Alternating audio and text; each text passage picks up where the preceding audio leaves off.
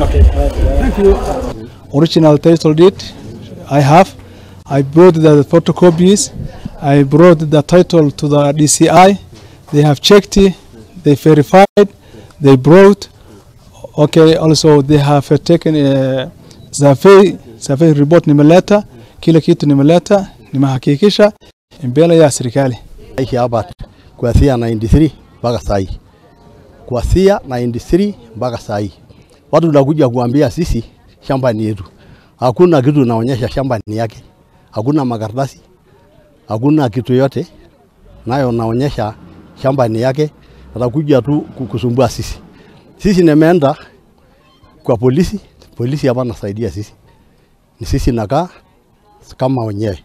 Ndio vile mimi najielewa hapa ndio mwisho kwangu, lakini tumekuwa tukipitia mashida ya harassment kwa sababu ya grabbing of land, na imekuwa ni shida kwetu kwa sababu watoto hawana amani. Sisi wenyewe wakina mama hatuna amani. Wazee most of the time wakienda kazi tutakuwa kwa taharuki mingi. Nikamaliza high school until college level. Sasa kuna wakati imefika tunaambiwa tutoke mahali tunaishi. Na haiwezekani. Kuna mara ya kwanza walikuwa wametumia Mlolongo police station.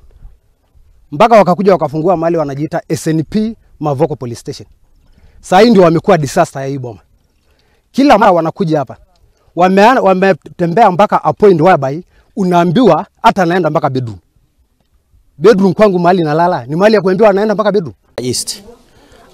Pertaining stoppage of the work that is going on in that farm, I don't have any authority.